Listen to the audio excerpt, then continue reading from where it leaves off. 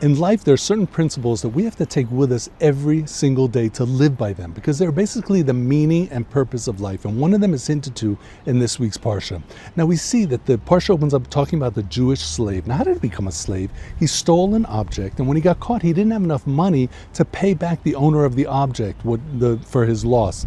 So now he has to give himself over as a slave for 6 years and work for this person. And we'll call the owner of the object, we'll call him the master. Now this master can give this slave, this Jewish slave, a wife, and that means he could have children, he can start a family. But after 6 years, the wife and the children belong to the master.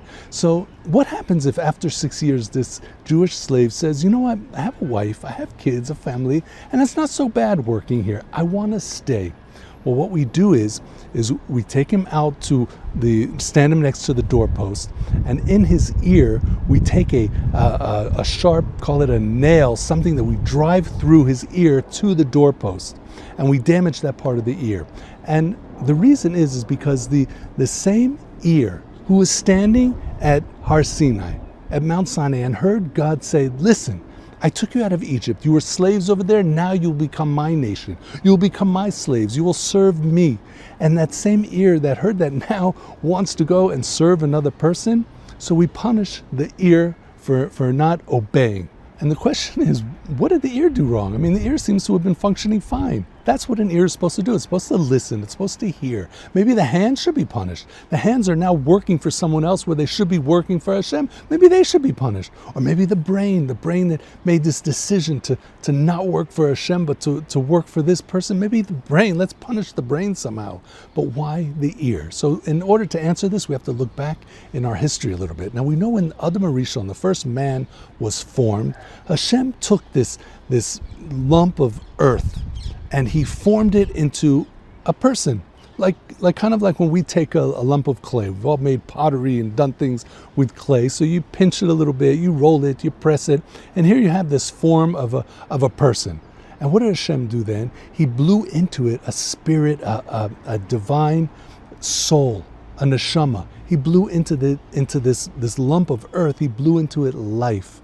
And we see that from this, that the main goal of Hashem, his whole purpose for us in this world was for that neshama, for that soul. The earth, that lump of earth was nothing. It was just a place. It was a vessel that Hashem could put that divine spirit into.